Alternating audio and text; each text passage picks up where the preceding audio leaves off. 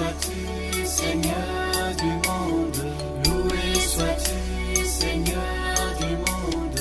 Loué sois-tu, Seigneur du monde. Loué sois-tu, Seigneur. On m'a invité parce que j'ai travaillé, dans le cadre de mes études théologiques, le sujet de Laudato Si, c'est-à-dire cette encyclique qu'a sorti le pape François il y a exactement 5 ans. Laudato Si, donc en italien ça veut dire « loué sois-tu », qui est une encyclique sur la sauvegarde de la maison commune. Et il nous encourage à tous nous mobiliser avec urgence, avec détermination pour la sauvegarde de la planète, et pour cela, pas seulement à faire quelques petites actions par-ci par-là, mais à réellement engager une action chacun et ensemble pour changer nos modes de vie, car la planète en a bien besoin. La planète se dégrade très rapidement, et nous en avons des exemples et des signes énormes. Là, vous avez des images qui sont symboliques. La banquise qui fond à vitesse grand V. Vous voyez une tortue qui avale ici un sac en plastique. Vous voyez la forêt de l'Amazonie. Voilà, on apprend ça. Hein, la forêt d'Australie aussi. Cet été, on a encore eu des images très fortes à ce sujet. On a aussi des données scientifiques très précises qui sont éloquentes. Au mois d'août, je ne sais plus exactement quel était le mois, on a eu un jour qui s'est appelé le jour du dépassement. Alors le jour du dépassement, c'est le jour dans l'année où on a épuisé toutes les ressources de l'année que la Terre était capable de produire, de régénérer en un an. C'est-à-dire qu'à partir du mois d'août, on épuise au-delà de ce qu'elle est capable de donner les ressources de la Terre. Alors d'abord, qu'est-ce qui empêche un vrai éveil de la conscience pour sortir de cette rupture entre l'homme et la Terre? Alors le pape François, c'est intéressant, je me suis arrêté un peu là-dessus, cite des attitudes caractéristiques qui caractérisent notre relation au sujet de l'écologie, au sujet de la protection de la planète. La négation du problème ou de sa gravité. Une autre attitude qui trouve caractéristique de beaucoup, c'est l'indifférence ou l'insensibilité. L'insensibilité écologique. Ensuite, il parle de la résignation facile. Et puis, la confiance aveugle dans les solutions techniques. Alors, la technique, c'est très bien. Par exemple, pour faire ça, je sais que pendant le confinement, la technique a permis de garder des liens très précieux et de développer plein de choses dans nos églises, et en particulier dans cette paroisse. Mais quand tout repose sur la technique, et quand on devient de plus en plus puissant avec la technique, eh bien on devient aussi aveugle, c'est-à-dire qu'on se croit de plus en plus puissant, voire surpuissant, voire avec un pouvoir qu'on croit illimité. On croit qu'on est capable de faire finalement plein de choses et que le progrès va devenir illimité. Et on pense que tout progrès technique est en soi un progrès forcément pour l'humanité, en abandonnant ce qu'on appelle la réflexion éthique, c'est savoir est-ce que ce progrès technique est vraiment bon ou pas pour l'humanité. Bon, je vous renvoie au débat notamment sur la bioéthique qui tourne autour de ces questions-là. La caractéristique, enfin, ce qui est à l'origine de tout ça, c'est ce que le pape François appelle la racine humaine. Il dit, en fait, on a installé un paradigme technocratique. Alors, un paradigme, ça veut dire qu'on a quelque chose autour duquel tout tourne. Toutes nos sociétés tournent, tous nos modes de vie tournent. Et il dit, en fait, le paradigme technocratique, c'est-à-dire que la technique, finalement, associée à la société de consommation, associée au système économique dominant qui est actuel, eh bien, fait que tout tourne autour de ça. Toutes nos vies, en fait, tournent autour de ça. Et le paradigme technocratique. Et le pape François dit, il va falloir sortir de ce paradigme technocratique pour retrouver un paradigme humain, tout simplement. Alors, les habitudes aussi de consumérisme. Vous avez ici, je ne sais pas si vous voyez cette image-là.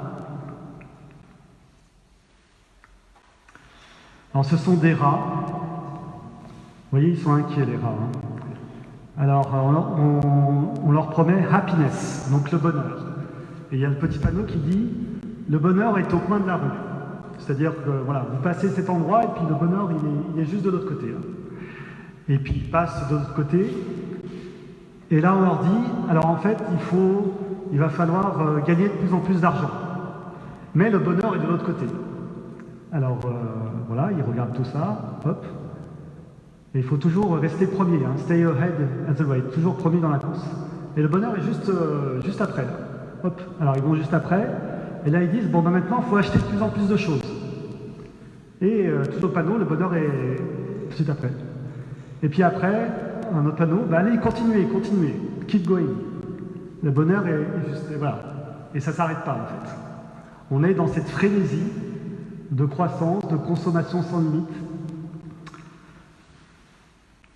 qui, alors voilà ce que dit le pape François, le consumérisme obsessif est le reflet de ce paradigme techno-économique et nous donne une habitude de consommation compulsive qui submerge les personnes dans une spirale d'achat et de dépenses inutiles.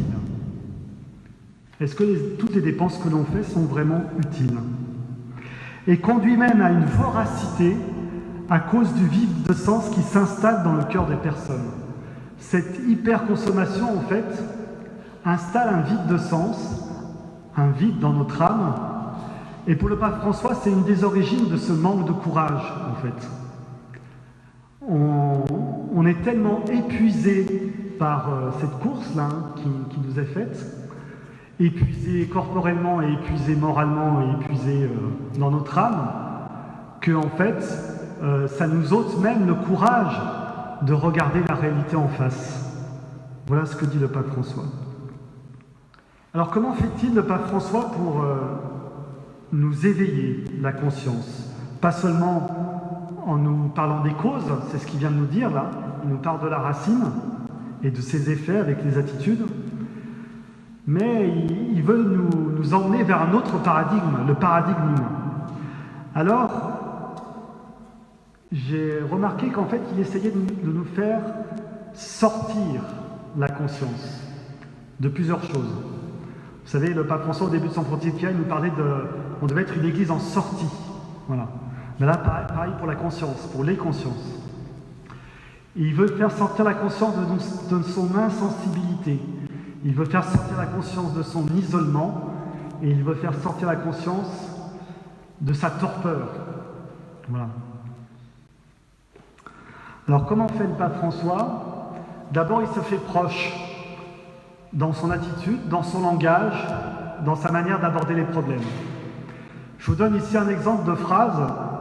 Quand on se penche vraiment sur ces phrases-là, qu'on les médite, eh bien, ça nous aide effectivement à retrouver ce lien avec la nature, à retrouver le sens du lien avec la nature, le sens dans tous ces aspects, y compris la sensibilité, y compris la signification. Alors, le pape François nous parle de motivation. Pour pouvoir faire ce changement de mode de vie, il va falloir qu'on ait des figures qui nous motivent. Et là, vous pourrez aller dans le détail dans les prochaines soirées. Il va nous faire par exemple un portrait de l'homme et de la terre blessés, en nous montrant que dans la Genèse, quand l'homme rompt sa relation avec Dieu, ça a des conséquences sur sa relation avec les autres hommes, mais ça a aussi des conséquences dans la relation avec la terre. Quand on regarde Caïn et Abel, par exemple, quand on regarde le déluge. Et puis il fait un portrait de l'homme et de la terre réconciliés, avec Noé, une figure de l'homme réconcilié, de l'homme renouvelé. Le sabbat, la figure en fait de l'événement qui va nous permettre de retrouver une harmonie avec la nature, avec des rythmes. Les psaumes qui vont louer Dieu à travers la création. La figure de Jésus. Jésus qui était en contact permanent avec la nature, nous dit le pape François, et qui prêtait une attention pleine d'affection et de stupéfaction. Quand on lit dans l'Évangile que Jésus parle des oiseaux, dans les paraboles que vous connaissez, et quand il dit qu'aucun d'eux n'est oublié au regard de Dieu, aucun des oiseaux n'est oublié au regard de Dieu, est-ce qu'on pourra encore les maltraiter et leur faire du mal? Et puis il y a la figure de saint François d'Assise qui a donné le titre avec ce chant des créatures, loué soit-eux, que nous avons chanté tout à l'heure. Et le pape François favorise une communion fraternelle universelle entre humains et avec les autres êtres vivants. Il nous demande en particulier de retrouver le temps de s'émerveiller devant la création, d'écouter le message des natures, de la nature, de retrouver par exemple le fonctionnement des écosystèmes montre que tous les êtres vivants sont liés les uns aux autres, les animaux, les végétaux. Il y a la chaîne alimentaire, un animal qui sert de nourriture à un autre. Il y a les déchets qui sont en fait réutilisés par le sol ou par d'autres animaux.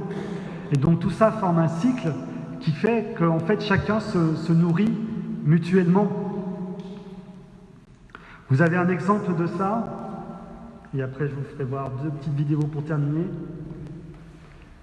Un livre vraiment qu'il faut lire, La vie secrète des arbres, d'un ingénieur forestier allemand, où on est en train de découvrir ces dernières années, de manière assez stupéfiante, que les arbres communiquent entre eux, que les arbres ont une vie sociale, que les arbres sains, en bonne santé, apportent des nutriments à ceux qui sont plus faibles et qui sont plus malades autour d'eux. Alors tout ça, ça se fait à une échelle très lente, beaucoup plus lente que nous. Mais voilà, il y a toute une vie admirable en fait, et qui peut nous servir d'exemple.